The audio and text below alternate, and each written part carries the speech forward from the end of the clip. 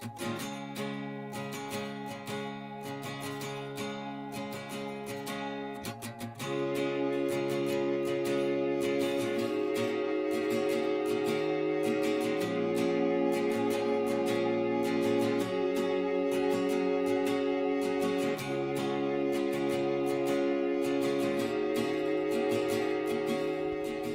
getting sprays to fit in an integrated pest management approach, the most important two rules are A, only use them as a support tool when you really need them, and B, when you're selecting a spray to use, consider whether it's going to do more harm than good.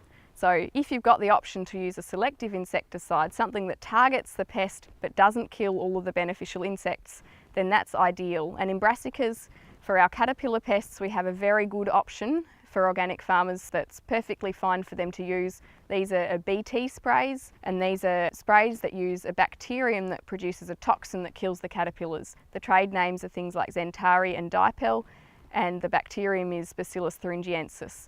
So in order for the caterpillar to die from that spray, it needs to actually ingest the toxin. It's a little bit difficult to get it to work because it's degraded by UV light and it's washed off by rainfall and irrigation.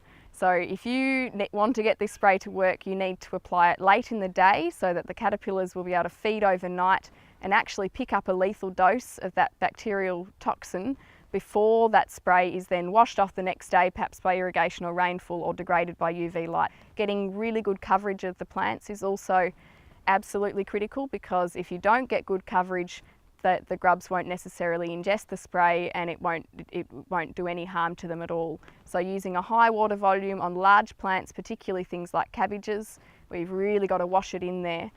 Using well up around 1,000 litres of water per hectare are the sort of rates that we're talking about.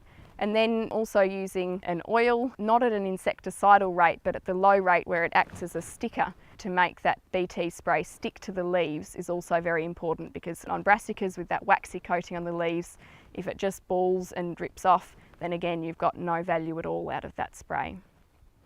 So even with safe organic sprays that are sourced from natural products, we actually have to be very careful about when we use them and the products that we select. And a good example is pyrethrum.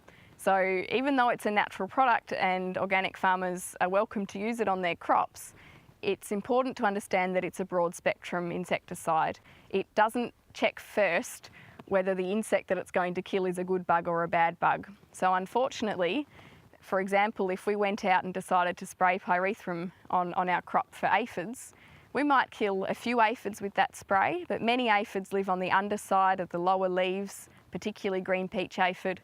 They won't be contacted by the spray, and the main things that it will kill are all of the predators and parasites that are active way up all throughout the canopy, moving around and easily affected by that spray. And having used a broad spectrum product like that and wiping out the predators and parasites, what we would typically see is that pests actually get worse following that spray rather than getting any better. So the remaining aphids that survive, in the absence of anything that eats them or parasitises them, within about a week they'll go through a full generation and they will get much, much worse in the crop.